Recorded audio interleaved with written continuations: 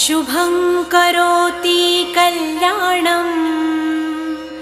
आरोग्यं धनसम्पदा शत्रुबुद्धिविनाशाय दीपज्योति नमोऽस्तुते। दिव्यादिव्यारे दीपत्कार कानी कुंडलमोतीहार